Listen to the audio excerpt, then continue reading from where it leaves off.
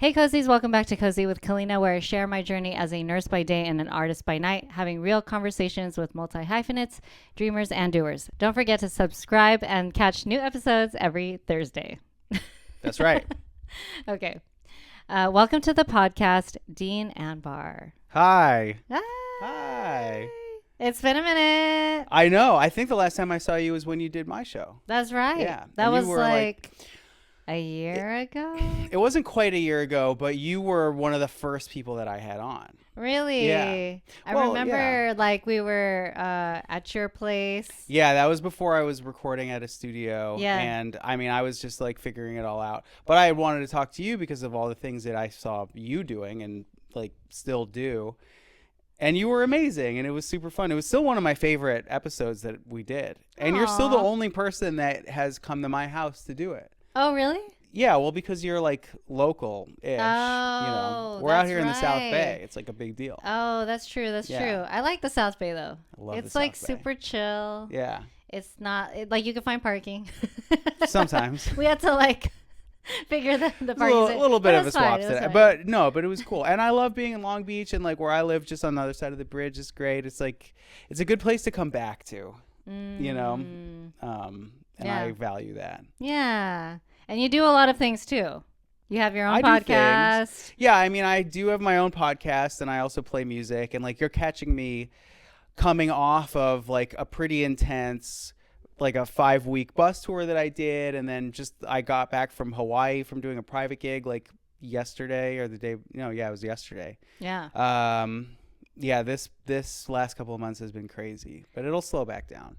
Yeah, I It feel like always does. touring is crazy. Like, are It you is. getting sleep? Well, no, I mean, no, I didn't sleep for 5 weeks. You know, you Sheesh. can't. And Yeah. I am a light sleeper, and it's just like, you know, try sleeping on a moving bus for you know all those nights. It's like Yeah. it's fine. You just kind of adapt to it. Like, I think that this is probably not healthy, but like eventually what ends up happening is you just are like pushed through by inertia. So you kind of can't. I'm speaking for myself. Like, Yeah. I can't slow down. Because as soon as I do, it's just like, oh, wait, no, I actually am exhausted. And what I actually Yeah. need is like a week of rest and not seeing a single human. Yeah. But I don't have that luxury right now. So like the show must go on. Must you go know? on. Yeah. It's crazy. I feel like I'm in this space where I'm like, dude, I have to start like scheduling rest days because Yeah. I am struggling with like having to slow down too. Yeah. Because the momentum, like you want the momentum to Well, and keep I going love the too. momentum. Yeah, And I'm it's fun. grateful for the momentum. And I always want to do stuff. Like, it's funny that you say that, because yesterday and today were like rest days, even though I had a 4-hour session today too. But like, I didn't exercise, which like I kind of needed to not. And in Hawaii, like both days, because of the time difference. So I woke up at like 5:30 in the morning, and I'm just like, well, the hotel has yoga at sunrise, so like I'll just do that. And then I'm like, this is a beautiful area. Like, I could just like go running. And like both days ran, like first day was like almost 5 miles. Second day was like 3. But then I was like, Dang. all right. And then the hotel has like bikes that you can borrow. And I'm like, I'll just like hop on a bike. And some of the other dudes I was with were at a beach. And I was like, all right, I'll go like swimming around. And like every day was like, and then on top of that, like do a gig and like do, you know, That do, part. yeah, that part. That the part. thing that I'm actually being brought out Right, there right, to right. do. You know, and so like for whatever reason, not for whatever reason, because of those reasons, I got back yesterday and I was just like, oh, I feel like I'm fucking dead. Can I swear? Yeah. All right, cool. I felt like I was fucking dead, like sore in ways that I'm not used to really feeling. And today even, I was like, I could push through and like do an early morning something, but I was like, I think what I'm feeling is not doing that, and I didn't. And it's hard for me to like to not, you know, because I always like I have this sickness that's like if I'm capable of doing something, I want to do it. Yeah. But it's also important because the rest is as important as the activity. Like you have to be able to do both. Right. You know? And that's like, I feel like we talked about balancing like last time. Sure, we did. And yeah, I And then definitely. I'm not good at it. Say it. Well, I mean, we're trying. Yeah. And that's the thing. Well, it's interesting. You taught me a lot about balancing and about like utilizing technologies in a way. Like I went back to your episode a bunch of times afterwards, like your whole way of scheduling out periods of time in like the micro and the macro. It was really inspiring, actually. Listen, if anyone from my audience is out here watching, go back and watch the Calinnah episode. It was really good. Watch that shit. It was awesome. You know, I'm like trying to remember some of the things I said. I think it was, I was trying to figure out like what my answers were during that podcast episode, because I was like, I don't know, I think I'm just like trying to figure out the systems first, you know what I mean? Because I think if you don't have like a strong system, it's gonna eventually like get to you and like kind of burn out a little bit, you know what I mean? And I'm trying to reduce as much as I can burnout, because it's a lot to pack on all of this shit. It is. And like, you know, to that, the burnout from being on tour is real. But then you also come back like feeling fresh for the things that you didn't get to do while you were home for a little bit. So there's always, you know, that's a balance in and of itself too. Yeah. Like literally just getting to step away from whatever and like objectively sort of consider how to move forward with it in whatever way. Right. I think is good. Yeah. You know? Yeah. We're trying. We're working. We're figuring it out. Every day. One leg at a time. Okay. That name. Yeah. So let's talk about you, because Okay. I want to get to know a little bit about you. Sure. I didn't know that you've lived in like so many places. Yeah. You've lived in LA, Montreal, Yeah. Chicago, Yeah. New York, big cities. All of them. Yeah. Yeah. The running joke with the people who know me is that I claim many places, and that, you know, but what can I do? I mean, I lived in all those places, so what? Yeah, and I feel like all those places have big music, like heavily big music scenes. Yeah, they do. You know? And all in different kinds of ways. I mean, so I was born in LA, and my family moved to Montreal because that's where both of my parents were when they met. Oh. And but then we moved to Chicago, or just outside of Chicago, I should say, when I was like 10. Mm-hmm. So, you know, for me, like Chicago is essentially where I like learned to become like a little dude, you know? And starting playing music in Chicago, I'm actually really grateful for that, because if I had started in a city like New York or LA, like it's too intense. I don't know if I would have had the backbone to like handle it at age 18 or whatever, you know? Like the ease of which I was able to sort of like fall into a performance schedule when I was a kid, and frankly, like not very good, you know? But it was just like, it was for fun. Yeah. Like the stakes were low, and there were people who were able to just do stuff because they liked to do stuff. There wasn't always this thing of like, well, okay, in LA you have the like everyone's trying to make it syndrome. Right. You know, which is good. I want everybody to make it. I do, and including myself. Yeah. In New York, you have the everyone is trying to like achieve art at its highest level syndrome, which, you know, also incredible. Like there's a lot of like suffering for your artistic integrity in New York. Oh, interesting. You know? Uh-huh. I feel like that's kind of like baked into the life a little bit. And then in Chicago, it was just kind of like cool. Like we can just like play. You know, and I felt welcomed. I mean, vibed for sure, because like that's just how it goes. But like I wanted to get better, and I felt like there was the room to be able to do that when I was there. You know. Wow. Yeah.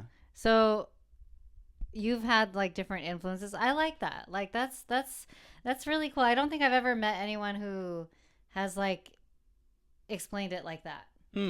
I feel like LA is definitely we've all heard it. Everyone's trying to make it in LA. You know what I mean?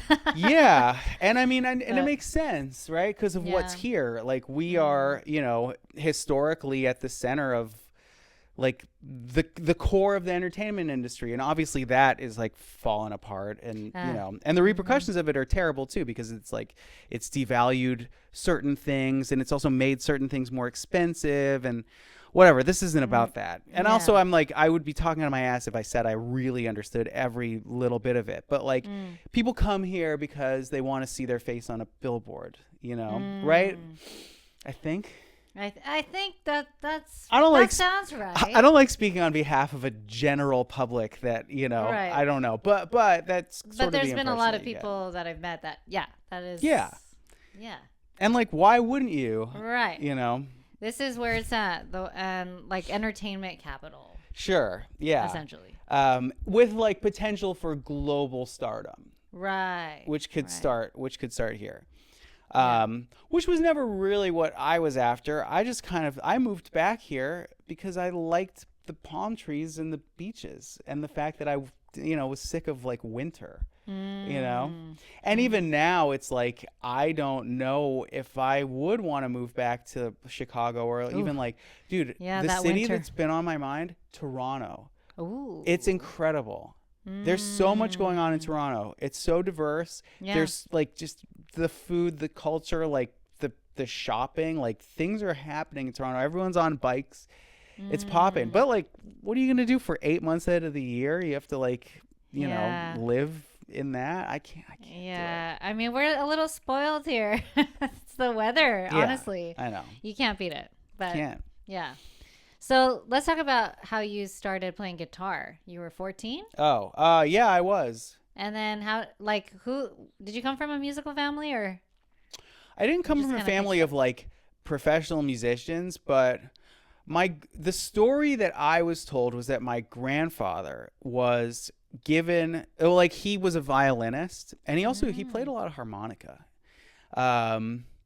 I don't know if I ever heard him play the violin, but I definitely heard him play harmonica. But apparently when he was like 18, he had the choice between going to Harvard or to study to become like a psychotherapist, or to be in the Philharmonic Orchestra of Tel Aviv in Israel. So, Wow. and like that's what I was told. So he was definitely musically gifted. My dad, like, there was always a guitar around, there was always a piano around, but the music that my family listened to was like, it was so heavy. The Hebrew music, the like Latin love songs, the Russian music, like it was cool, but like it also kind of scared me because of like the just, I don't know, it was a lot.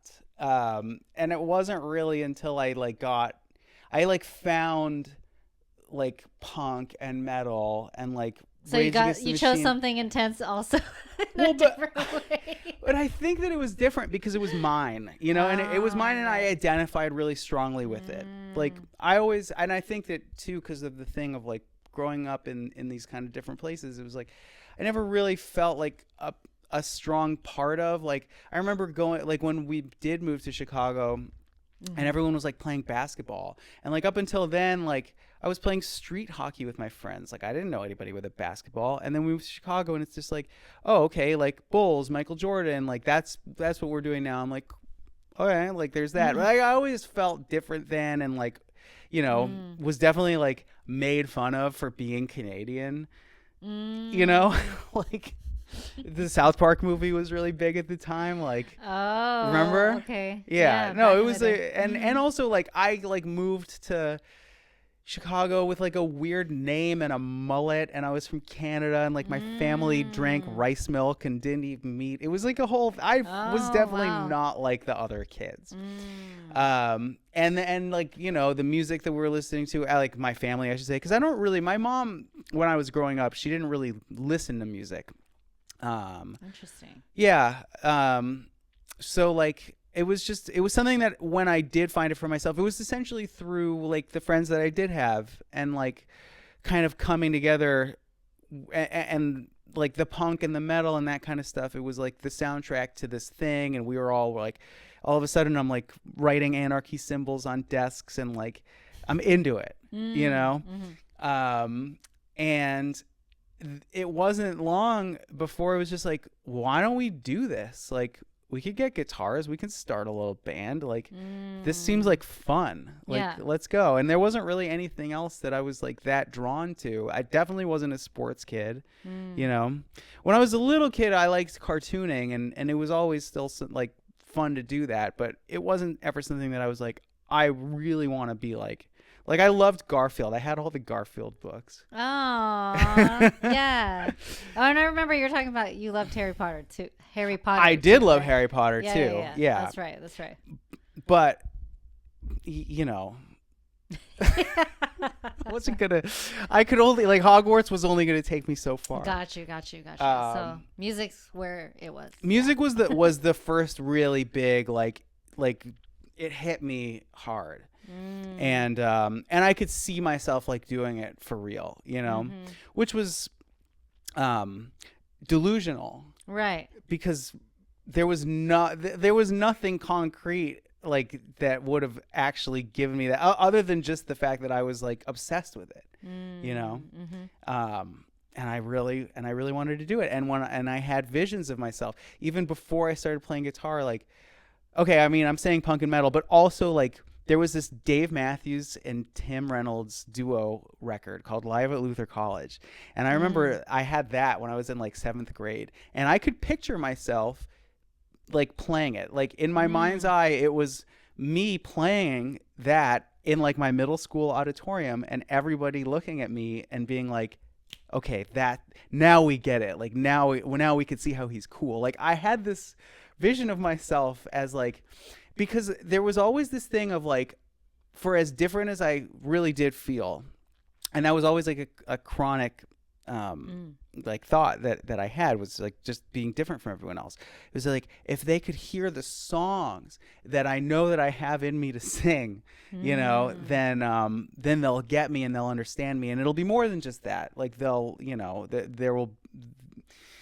I'm like trying to put some sense into like a middle school fantasy, but I don't know. Does that make sense? It was like this. I will make sense now in the context of who I am in this place in this time. Yeah. You know. And did you end up being on like a stage in middle school? And it wasn't middle school. Oh, Freshman year though, I joined up with my friend's band. We were called Unexcused Absence. Oh, that's a cool name. It was great with a Z. With a Z. Yeah. Okay. Oh, it was so much fun. And we played our first show at my high school. We had every other year at my high school, they had this thing called Focus on the Arts.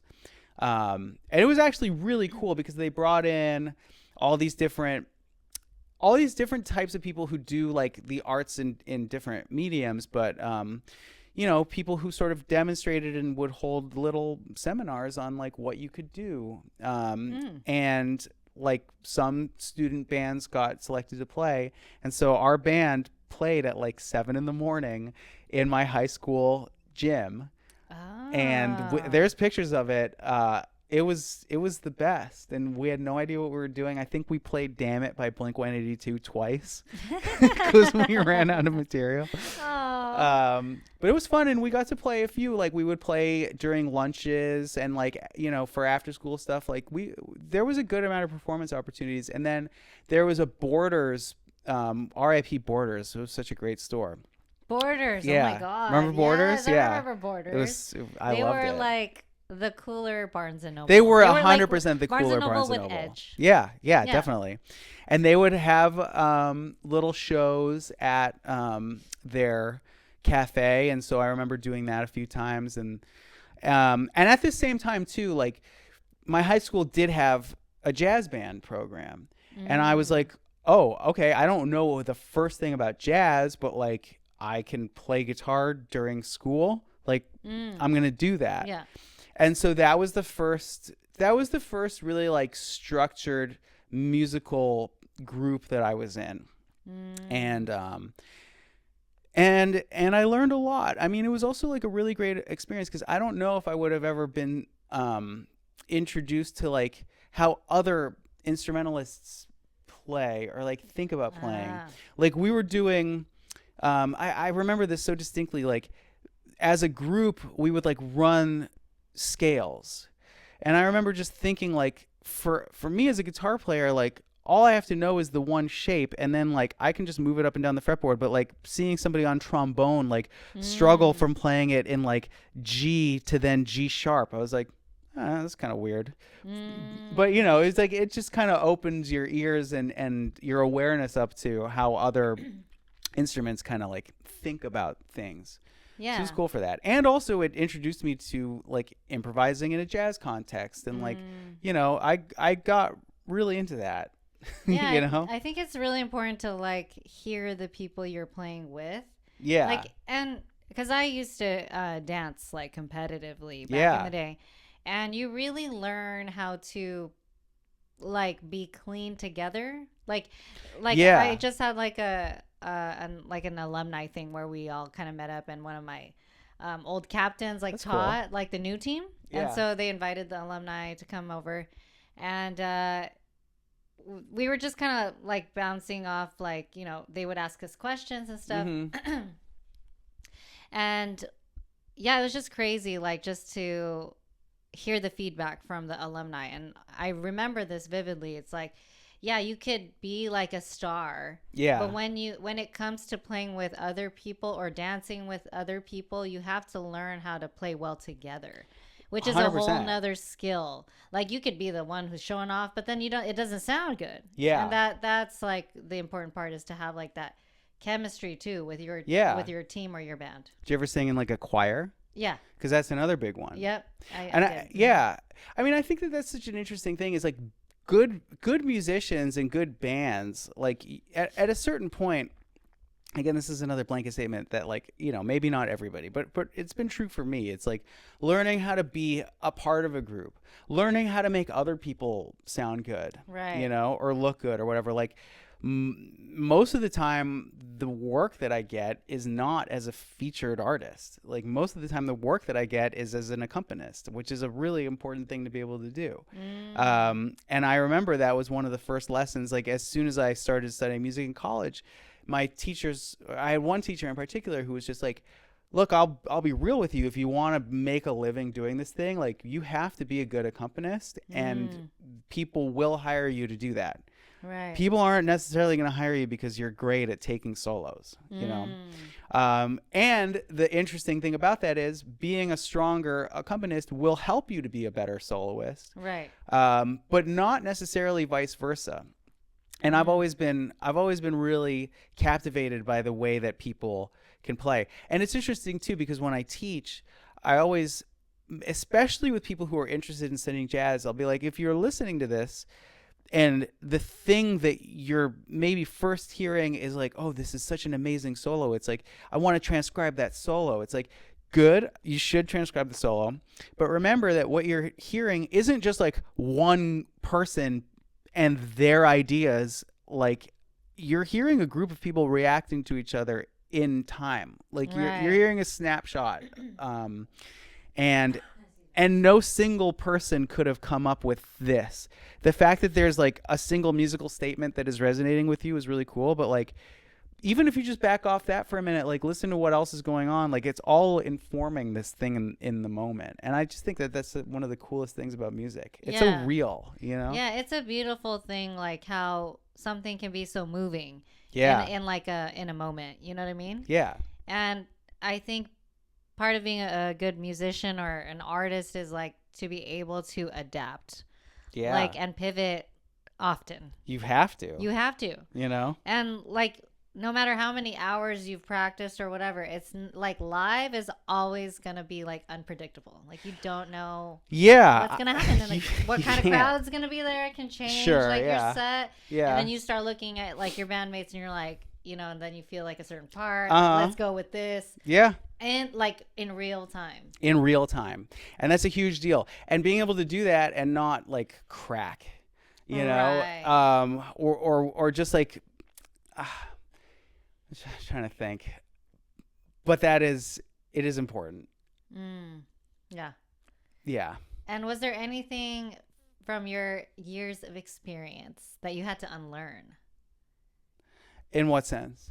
Just like, so we're learning all these lessons, right? Is there anything that you had to like tone down that you realized over time? Like, because I think as a dancer, like one of my old choreographers was talking about how she was like really loud, right? So she had to Mm-hmm. learn how to kind of tone it down for the team, and then when it comes to those moments where she's on, she she's gonna explode in her moment. You know what I mean? Hmm. Yeah. I mean, I think that's interesting. I think one of the interesting thing that happens as you're developing, and this could be true for anything, right? You ever notice, like, if somebody ever says to you, like, hey, I really like that hat, Mm-hmm. like, you maybe didn't even give that hat a second thought before you put it on, but then you get the compliment and you go, this is a cool hat.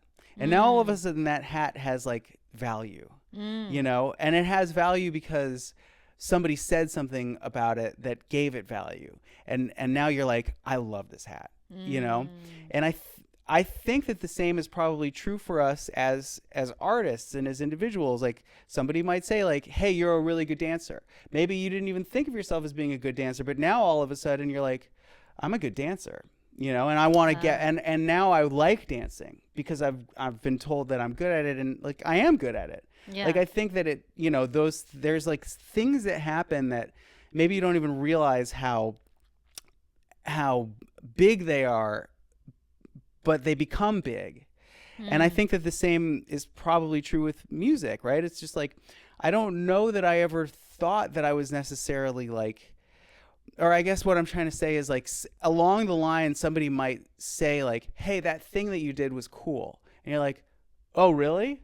Like, yeah, cool. And then like you sort of grow in that kind of a way where like the things that you do that you get positive feedback Yeah. from Mm-hmm. having done, you go like, well, that worked, and I know that it was cool, and so I'm going to do that. And that also can be a thing where it's just like, wait, maybe I'm doing that too much, Mm. um, I mean, I'm trying to think of the unlearning thing, and I'm thinking about like, well, maybe not unlearning, but maybe just like trying to be um, comprehensively aware of choices that I'm making and why I'm making those choices. And usually they're because of things that I did that were like, they worked one time, you know? Ah.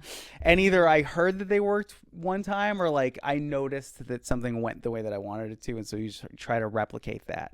Um, but yeah, I mean, I think that like it's, it's, um, it's an interesting thing playing music and like somebody who's like, concerned with improvising on some level is when something hits and it works, like not being afraid to try to go outside of the safety net, you Mm. know Mm-hmm. um and like along with that is gonna come uh mistakes, you know Mm.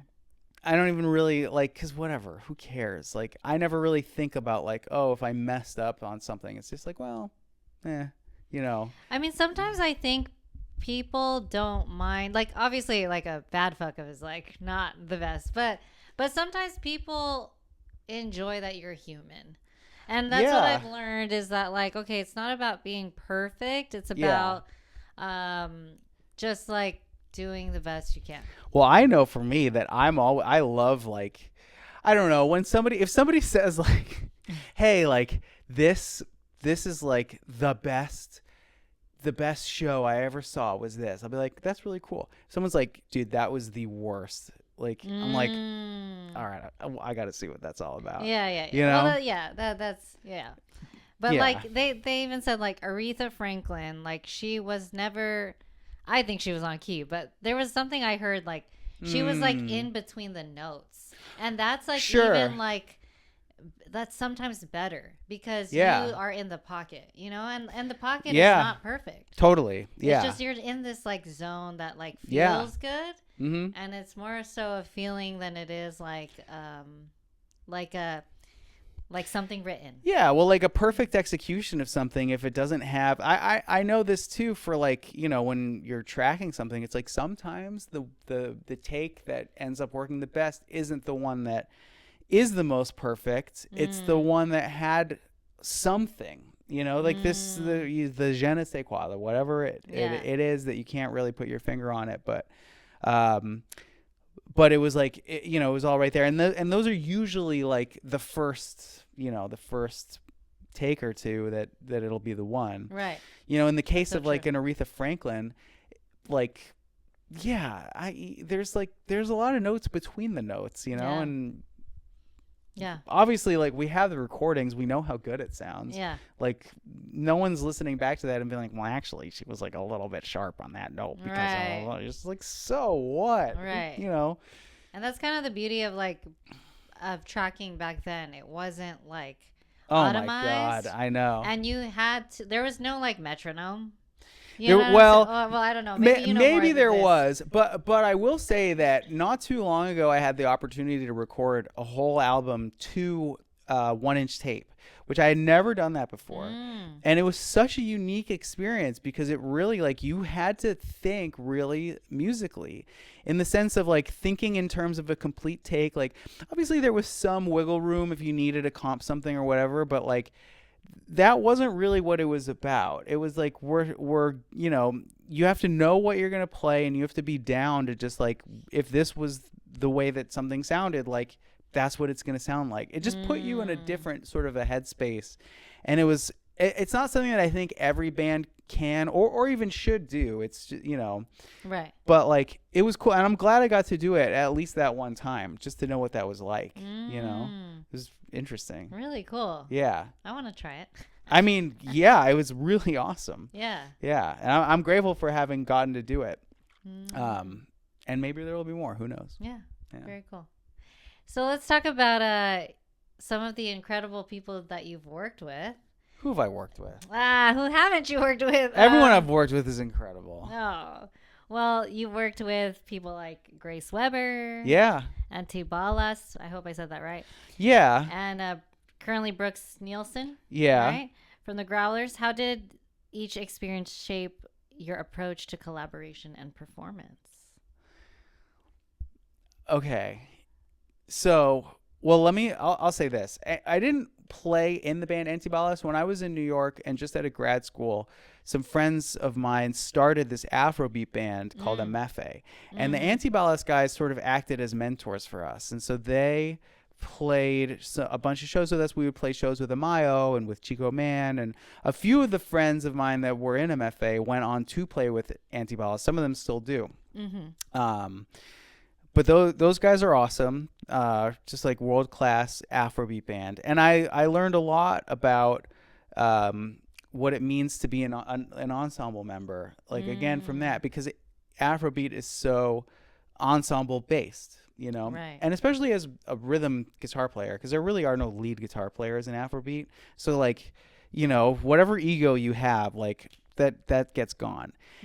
And honestly, like, it was not an easy experience for me because I like being a guitar player who takes solos. Okay. I worked really hard at it, and I liked not even just that, but also it was just like, I don't know that, like, for a band that I'm putting all of this time into, that this is the best use of my, of my ability. And especially when I was young, and like, I butted heads a lot with the guy who was doing most of the songwriting and leading that band MFA. And it was kind of an unfortunate thing because I think that both of us were too headstrong to really like, I mean, there were times when it was just like amazing. It was really flowing, and we had some great experiences. We very DIY. We'd get 12, 13 guys in a Sprinter van and go on tour for like 2 or 3 weeks at a time. That's a lot of people, first of all. It was insane. And all dudes. Yeah. Yeah. No, Oh, not no? even. Sometimes there was a couple. Well, one year we had a tour manager named Melody, still a great friend of mine. One year there was a girl named Domenica who played. Did she ever tour with us? I remember there being women from time to time.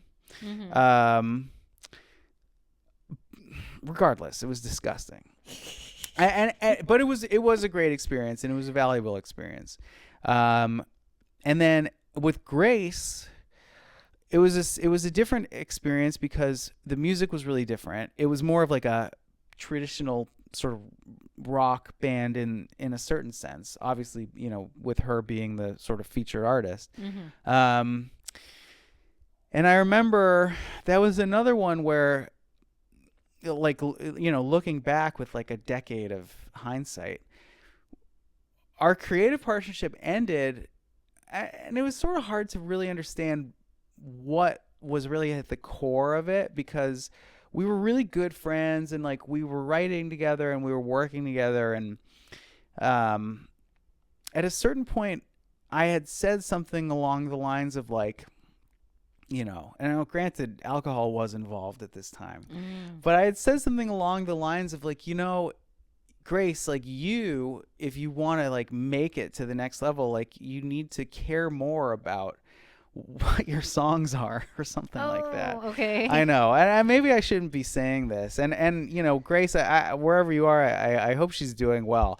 That comment didn't land well, and it was like, I wish that I could have gone back and maybe explained, like, because I think that when you're a part of a collaborative process, but it's not you calling the shots, like you have to learn how to be able to navigate that fine line between contributing and knowing when like your time to contribute is over. Now, I don't know exactly what was going on her end, but like that conversation essentially marked the end of our working together. And that's okay, because that was like, I was also like, I was not planning on staying in New York for any longer at that point. And I was just like kind of ready to be moving on. It's more of just like an interesting experience, in learning how to sort of do this thing. Right. And it's just like, how do you figure it out? I don't know if there's a way to know how hot the stove is until you touch it. Right.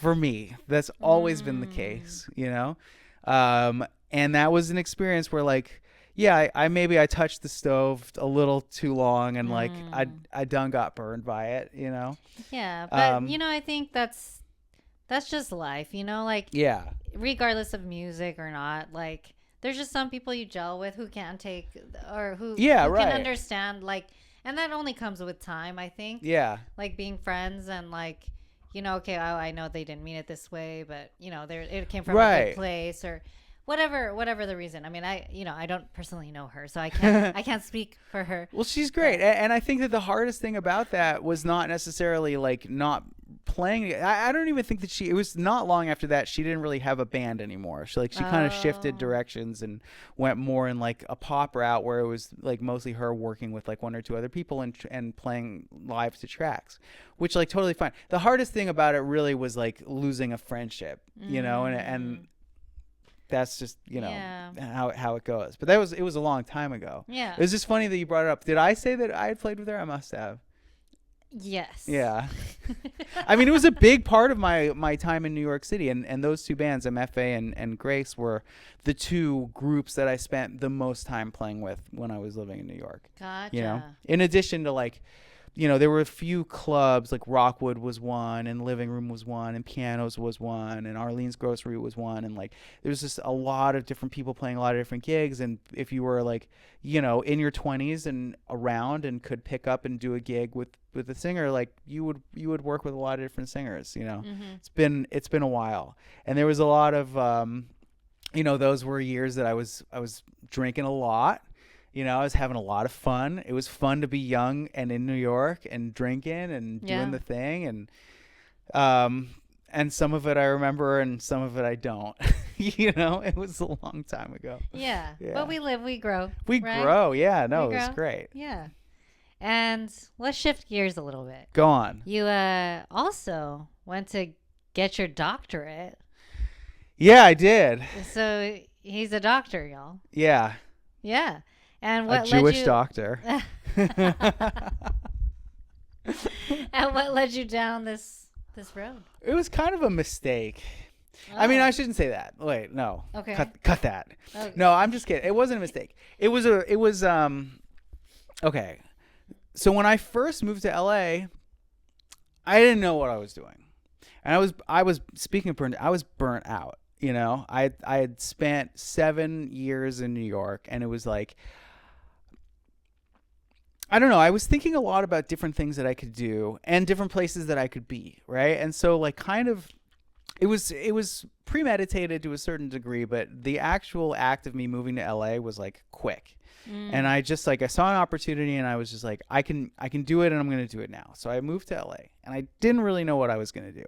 And the people that I was talking about moving out here with, they had beat me to it by a couple of months. And by the time I got out here, like, they were already in a groove and in a flow, and I just didn't really find myself as like part of their scene, which also, like, it did hurt my feelings, but it was kind of just like, well, okay, I gotta like do my own thing, because there's no room for me in this little circle here.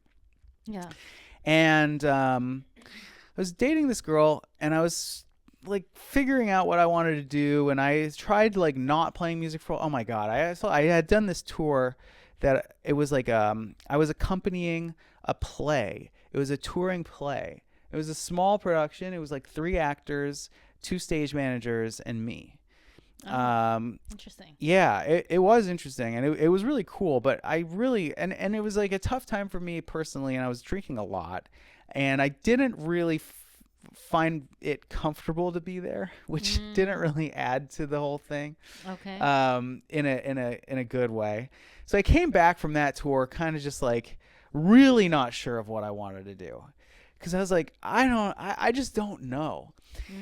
And I was dating this girl, and one day she was like, hey, do you want to come with me to my family friend's kid's first birthday party? And I was like, sure. So I go, and it turns out that this dude ran the guitar department at USC, and super nice guy. And he was like showing me his home studio, and I was like, well, it was pretty cool, you know? And all of a sudden I could sort of like see a life for myself in academia, because it's right there in front of me. Yeah. Comfortable, you know? And so again, it was one of those things. And also at this time, because I sort of got bit by this bug that I wanted to try to become a writer, because I like writing. I love fiction. And I wanted to try to do it. And so I was writing a lot of short stories. And another thing that I know from being a musician is like the only way to get good at something is reps, right? Like just if I want to play music, it's like play. The more you play, the better you'll get. Right. I figured the same has to be true with writing. So you know, by that logic, it's like the more I write, the better I'll get at it. And even if I don't necessarily have a story to write at the time, maybe I can get better at writing just through writing about things that I know, writing about music, writing about gear, writing about records I like, just writing about anything, you know? And so it kind of got me thinking, like, I could study how to do this. And all of a sudden I'm thinking about USC, which, you know, has this, you know, really multifaceted, multidisciplinary, I should say, program that it offers. And I was thinking about, like, I think that with my, you know, varied interests in addition to just playing the guitar, like, I like learning about music, and I like being able to sort of like engage in this kind of a way.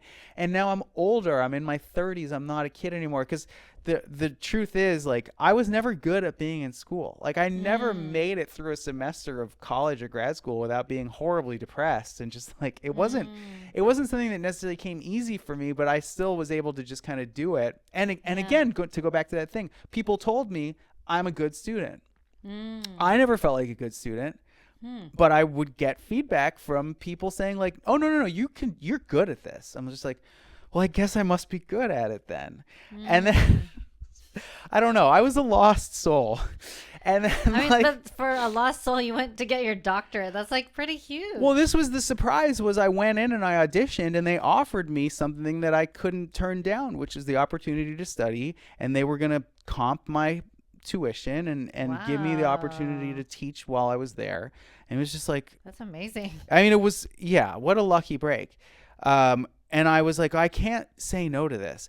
But it was really tough, and I made it hard on myself too, because at that same time I was just like rededicating myself to actually playing music and finding a group of people in LA. It took a few years, but you know, once it started happening, I was just like, oh no, like, actually I really like doing this.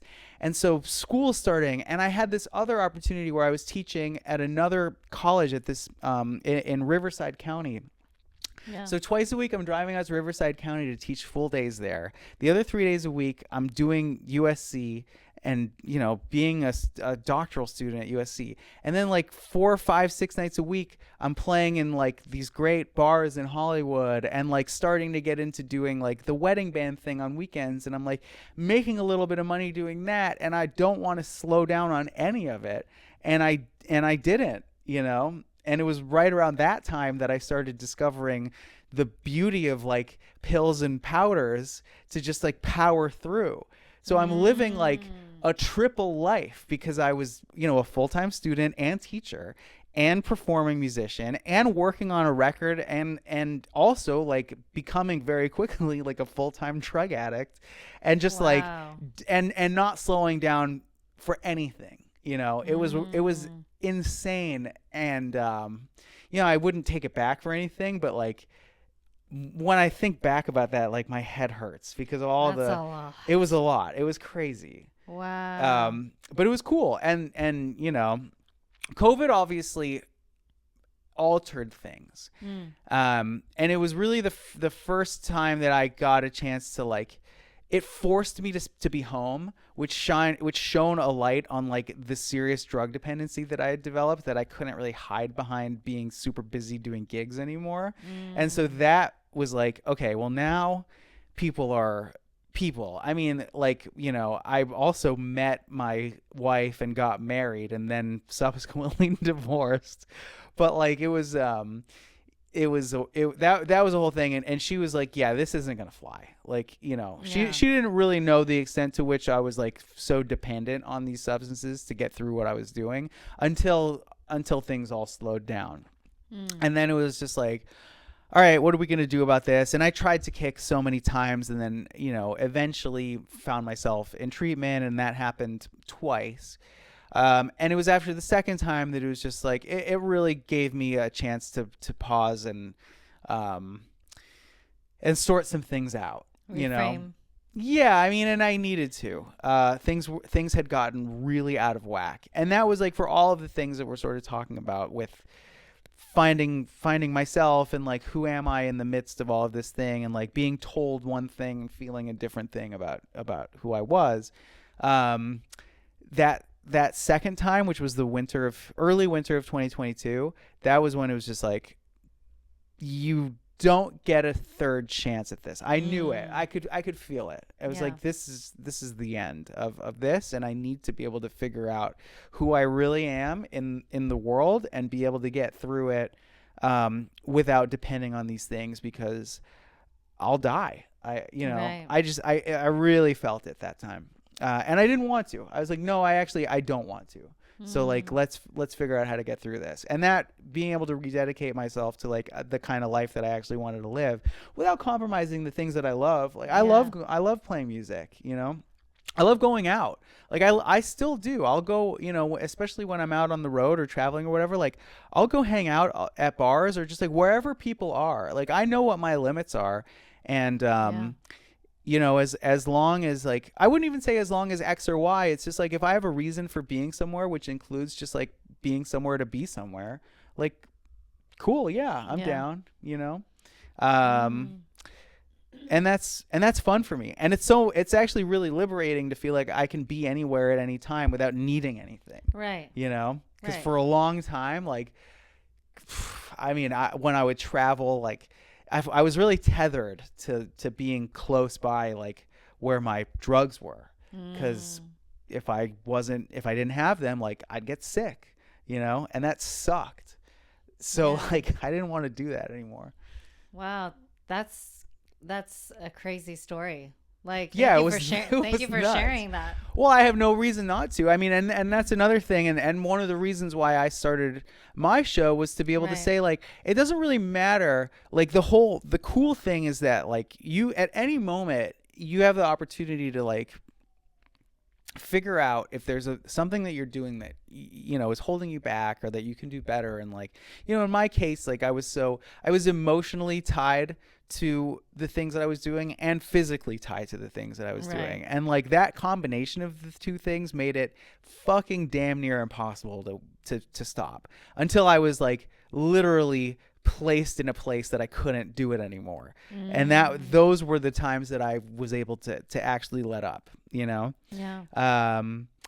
But to go back to the thing, it's just like, once I did have that gift of like a reprise from the cycle of doing it, I was able to go and regroup. And I want to be able to pass that message along, which is like, anybody can live the kind of life that they want to live. Just, you know, period. Straight up, you know, and you don't have to go through like, you know, dope withdrawals to do it. That's my story, but like, so what? It really doesn't even matter. And I got a lot of strength out of listening to people who I looked up to who had also struggled, you know, like a ton, especially in those first few months. It was just like anybody who had a story to tell, I was all ears, you know, and it got me thinking, like, if there's something that I can give back to in this way because it was like so valuable to me, right? Then I'll do it. And if anybody's listening, then like, yeah, great, awesome, you know. Yeah, I love that you highlight like the mental health, music, wellness, recovery, like, yeah, it's all of that. I think that, you know, not many people are willing to share that information, and so I mean, props to you for. But why not now? And you know, it's like, it's become, and people know, it's like you don't become, or what am I trying to say? Like, now more than ever, I feel like people are interested in talking about mental and physical health and emotional health. Yeah. And recognizing how important it is to take care of those things, and not just in a performative way. Like, it's not like, I guess the only thing to say about it is like, it is as important as people say. You know, it really is. Which, like, we know. Yeah. But why not? And that message is loud and clear. And for me, it's just like, it's why I continue to do the things that I do. I know it's like, I don't always want to go through the process of doing the things that I know are going to make me feel like how I want to feel as myself. But there's this sort of core principle, which is like, if I want to feel good about who I am, then I do things that make me feel good about who I am, you know? Yeah. It's such a simple mindset, but it's often overlooked, I think. Yeah. Like, a lot of people try to like run from it, I think. On what actually makes them happy. I think like we are in this society. Sorry, I'm like, my allergies are kicking. All good. I think we live in a society where we think we have to live our life certain ways. And yeah, but what kind of a way? I mean, look at what you're doing. And that was the thing that I always was like, this is so cool that you're doing all of these things, and you don't. I'm assuming that to a certain degree, you do the things that you do because you have to. You know? Now, you can love it all, and I hope that you do. But I also like, I love the things that I do. I don't always want to do them. Right. You know? That's true. But what's the alternative? Like, actions precede feelings. If I do the things, even if I don't necessarily feel like it, like, it's like, who cares how I feel in the moment? After I do it, I know I'll feel good for having done it. Right. That's a good point. That is a good point. Yeah. Yeah. Like, the thought is just a thought, but how you, like, brushing your teeth, right? Like, nobody really wants to brush their teeth every day. I never do. Right. But we still do it anyway. Actually, that's not true. Sometimes you do. Right. But I mean, like, we all know, like, generally. Yeah. Right? If you brush your teeth, you'll have good looking teeth, right? Definitely. And if you don't, then your tooth will decay and eventually die. So, I mean, I think that's the same thing as for the thoughts that we have in our heads, because there's a lot of thoughts that pass through all the time, all the fucking time. But it's not like, that doesn't define what actually happens. No, definitely not. And like, look, some are sicker than others, right? There's a whole world of insanity that goes on between my ears and my eyes. Right. Some of it is real and a lot of it is not. So like, when I wake up, I brush my teeth, I walk the dog, like, I have things that I do that, like, I just try to do them no matter what, you know? And unless something comes up that really prevents me from doing it, like, I do it because it just gets me to a point of like, all right, now I can be like at my best, and like whatever comes up, but like Right. it's like a safeguard against my own insanity. Same. You know? I totally feel that. Yeah. Yeah. And I wanted to ask you a question that it was very similar to what you asked me, Yeah. which is, how do you personally balance the demands of being a working musician and maintaining your physical and mental health? Well, now I prioritize all of those things, right? Mm-hmm. Like being a professional musician is interesting because it can mean different things at different times. But let's assume that I'm home, you know. So like over the course of any given week, I'll have performances that I'm doing, which means that I maybe need to learn music or just like practice my instrument or get my gear in order, whatever. So there's a certain amount of hours that I have to dedicate to just like those things, musical things, you know? Right. And then on top of that, whatever things I want to do for myself. So maybe if I'm like working on a song, or like I've been interested in transcribing this thing or learning a technique or whatever. So like there's the music hours, right? Mm-hmm. And then I've also had to figure out, because for a while there I got really into different things along the journey for my physical health. So for a while I was like really into running, and I still am. I love running. It's like it's such a therapy for me. But like again, factoring that into a day, it's like if I run 10 miles one day, like great, awesome. That it may not be the smartest thing to do that on a day that I also have like a 5-hour recording session or just like some big other thing, because I'm probably going to be a little wiped out, you know? Yeah. So yeah, but also like I guess I should say I think about things less in terms of day to day now and more in terms of week.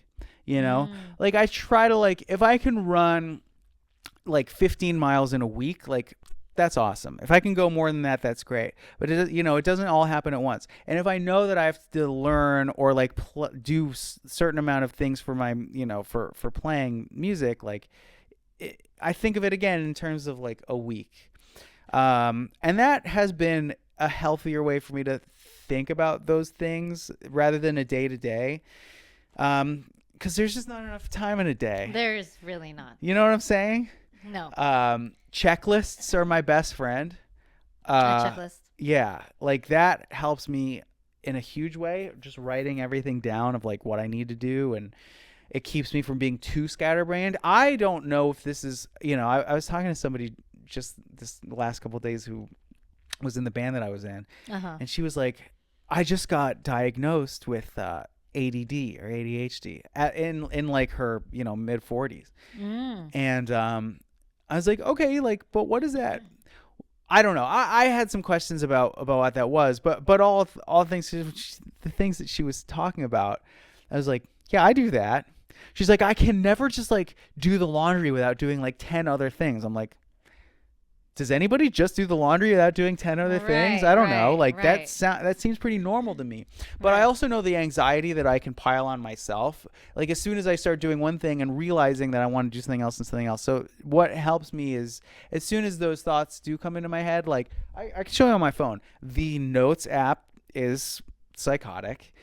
But like, I keep a note of everything. Every grocery that I want to buy, everything that I need to do, every errand that I need to run, like I just jot it down. Yeah, I do checklists like every freaking day, man. Yeah, I have to. Yeah. Otherwise, I it's just, and then it's like I feel like it just like when you release it and it's like now not in here. Yeah, right. And then you're like, oh yeah, what was that thing again? Oh, okay, cool. Right. Yeah, totally. I don't want to like keep it in here. Yeah. It's like, well, because I'll forget, you know, and then when you remember, you're like, oh fuck, I had that thing. I needed to do the thing. Right, the thing. Yeah, exactly. Yeah. So that's good. I mean, I don't know if that really answered the question. No, I think it did. I've never heard it that way because every day is so different for me. So Yeah, it's like totally. and not only that, it's like the work day is also different. You know, even though I'm a nurse, no day is the same. Like no day How is, could it be? right. Yeah. Especially with people's health in Yeah, your hands. right.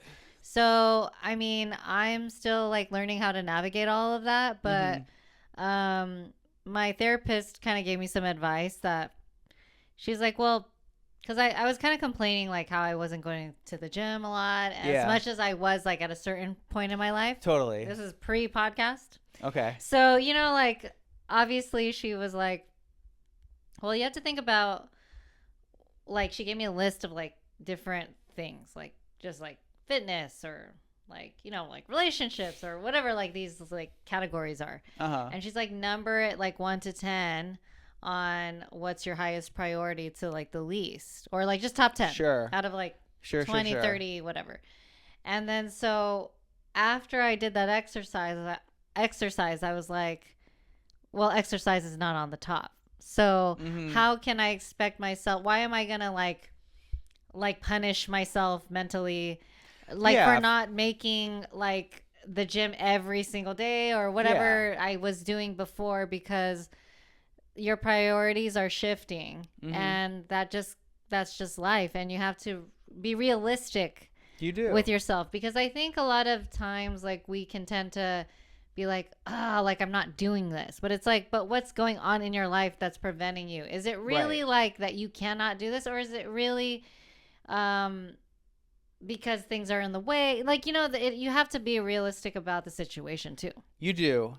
And also figuring out a way to make something work. Like if, you know, and so like maybe compromise isn't the right word, but like if there's a way to, okay, so the gym is a good example. Yeah. Because sometimes I don't have the time to actually drive the 15 minutes to the gym, spend that hour and a half at the gym that I usually want to spend, and then get home. Like that's a good chunk of the day. Yeah. But like maybe I can do something at home that, you know, will at least get me there. Like I'll do that. And, you know, if it doesn't necessarily look exactly the way that I want to, it's like, whatever. So what? I'll have a day next week that I can do it. Yeah. You know? And like I absolutely think about these things I think about it in I guess now just like thinking about it with you, I'm realizing how much I do actually think about things in terms of like groups of days. Yeah. Because like tomorrow, I'm like, okay, so like tomorrow and Thursday, I don't have to be anywhere. I mean, I have a bunch of stuff that I have to do, but like those are days that I can go to the gym. But then like Friday, Saturday, Sunday, like I'm definitely not. So like those are days that I can do other things, but like, you know, like I do think about those things and how they can kind of go. And when I got like, there was a while that I got really into like just straight up bro style lifting. Oh, okay. And yeah. like, and it was fun. I've backed off that a little bit. But when you get into that, like it's only a matter of time before you're getting into like the whole, you know, training different muscle groups at different times, and like you're conditioning yourself to think in terms of like, I did, you know, my push day on one day, and so like next day is going to be my pull day, next day is going to be my leg day. I know, and, exactly. Like, yeah, I was doing that too for a minute. You know, which is a different kind of a vibe Yeah. than just like going to the gym and pushing stuff around and seeing what happens. Yeah. And it kind of gets you thinking about things in terms of that too. And I still value that. I think it's just really good, you know? Yeah. And so any habits that you're doing right now that you feel like are helping you in that balance?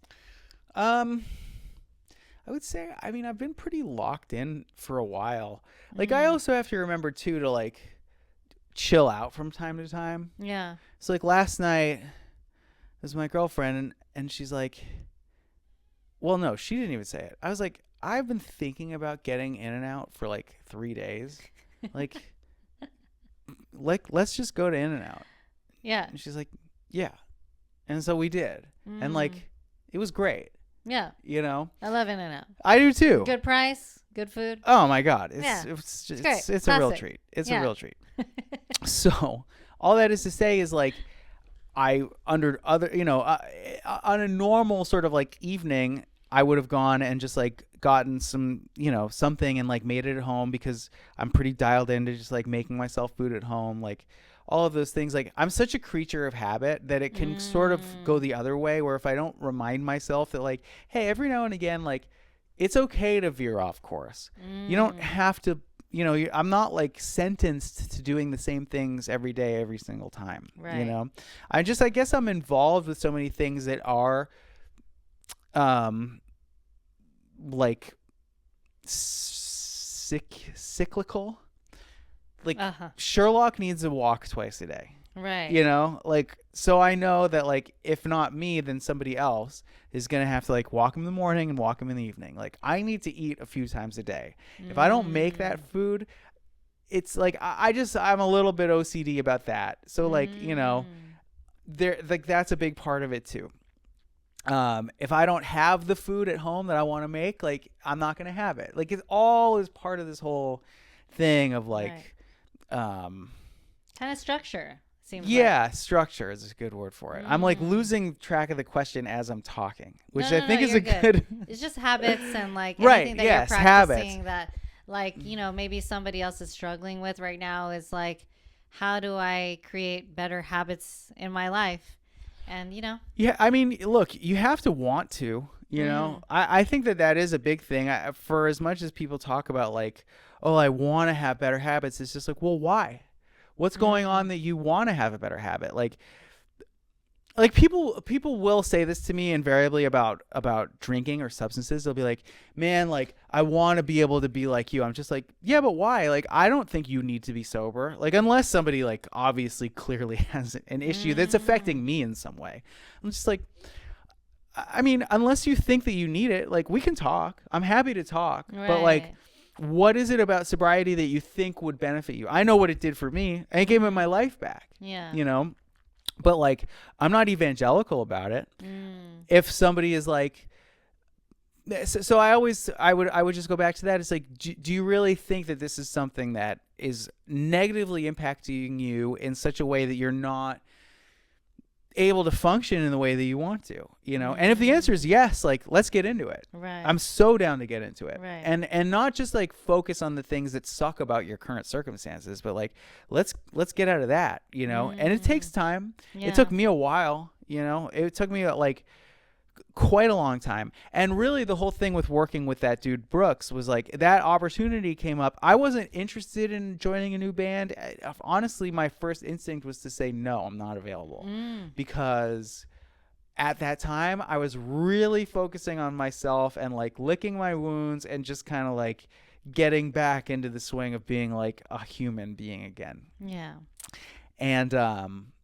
And my God, when that came up, it was a blessing because it gave me something to look forward to, which I needed more than I realized, Yeah.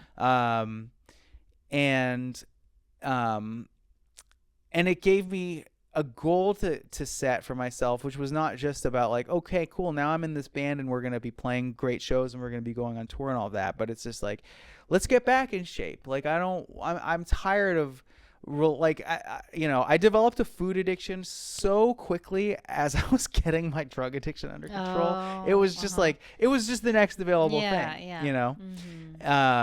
and that gave me an opportunity to sort of look at that critically and go, like, well, not only am I not happy with the way that I feel physically or look, but, like, I know that if I don't take care of this now, it's going to be, like, it's going to take a gastric bypass or something. Like, the way that I'm treating my body at the time, it was really bad. Oh, okay. So that was, like, a major, it lit a fire under my ass, like, pretty literally, to just, like, get my shit together. Yeah. Which again, like, informs kind of how I am. And, like, I'm speaking very candidly with you. Like, nobody has to be as regimented as me. Even I don't have to be. And that's what I guess I'm trying to say about this whole habit thing. It's like, yeah, I'm pretty locked in, but also, like, I do try to, like, have fun and let myself off the hook every now and again. Yeah. Balance always. We try. And it's never perfect, but, like, right. But yeah, all that is to say is, what was the question? No, you answered it. I think it was, I mean, I'm learning too, because I feel like, I don't know. I feel like I work well with structure, Yeah. because everything is so not structured. Yeah. So for me, I want to Yeah. be able to like build. I mean, I read a book called Atomic Habits, That's right. That was a big thing with Yeah. you, was the reading list. Yeah. Yeah. So anybody, the Calinnah reading list, huge. But I definitely have to read that shit again because I feel like sometimes you got to read a book, not just once. Totally. You got to read it twice. Yeah. Because I'm like, okay, because now, like, after you do the habit, right? If you start like losing that, you go back. And Yeah. I was doing well. But, you know, there were other things that were happening in my life. Like, I had some family living with me. So Yeah. dynamics have changed. And now I got to, like, it's always like transitioning and, like, learning how to cope better with those transitions. So Yeah. now I'm like, okay, let's get back into it. You know, Yeah. and it just, you have to be, like, give yourself some grace, though. Yeah. Because I think, like, a lot of, like, why aren't you doing this? It's, like, happening in here. Mm-hmm. But and maybe people think it's not happening, but it's in here, so it is, like, Yeah. internally. So yeah, Well, things it's great change advice. all the time. Yeah. I mean, that's just another part of life, you Right. know? And so the whole thing you were asking me is about, like, what I would relay to somebody who's trying to do these things for themselves. Which is ironic too, because that was like a major thing for me starting my show, was just like, I want to be able to pass this message on to other people about their whole thing. And it's just like, and then you go back to the question of, like, well, why would somebody be listening to this and asking themselves, like, or looking into ways that they could change their life in some way? And it's just like, I don't know, you know, you take from this whatever you can. Like, I know the people that I was really inspired by when I first started. There was, like, you know, Bob Forrest was one, and he, I don't know if he still has his podcast, but he's like a celebrity in, like, the recovery community, and formerly a really great musician. Even, like, you know, guys like Mark Maron or like Bobby Lee, or like one of my favorite, the guitar player from Fish, Trey. And, like, Fish is still, like, one of my all-time favorite things ever. I was gonna say guilty pleasures, but I don't feel guilty. Come at me. It's the best. But, like, you know, these are people who are, like, rock stars in recovery, but also in the field that they're in. You know, Right. like, and I love that. I love hearing stories about people who, like, they're doing their thing, and they're kicking ass, and they're super real about whatever is going on. And, like, I just want to be able to sort of contribute. And for me, like, I got a lot out of laying down some structure, you know, and what works for me isn't going to work for everybody. Right. Because everybody's life is different, you know. I mean, the life I live isn't going to work for everybody. Like, Yeah. God knows I'm hanging on by a thread sometimes. Same. You know? I felt that one. I mean, right here. Jugular. but that's okay, you know? And things aren't going to be like this forever. I don't know what things are going to look like tomorrow. I just, you know, none of us really do. And we operate under the assumption that we do, because we kind of have to. Like, if I have a gig scheduled for next week, I can't not practice for it, because it's like, well, it might not even happen. It's like, no, you don't get that either. Like, you want to be dependable. You want to be somebody that people can, like, trust with their project. Like, Right. you gotta be on it. Right. But also being able to sort of understand that, like, at any moment, everything could change, and, like, how to be okay with that, you know? I don't know. Wow. That's great advice. I really enjoyed having you here. Thank you. Yeah, of course. I hope that wasn't too, you know, long-winded and self-centered. I was like, oh God, this is what's going to happen. I'm just going to No. You're good. I feel like every episode I'm, like, learning a new lesson. That's how I feel about my show. Yeah. Yeah. Yeah. There's nothing wrong with, like allowing someone to share their story, because this is why we're here, right? It's to learn and to grow, not only individually, but together. So couldn't have said that better. yes. Well, thanks for having me. Of course. And I was cozy. Yeah. So thank you. We love it. We love it. Thanks so much for watching that last episode. Don't forget to watch new episodes every Thursday on the next Cozy with Calinnah. Hey. Bye. Bye.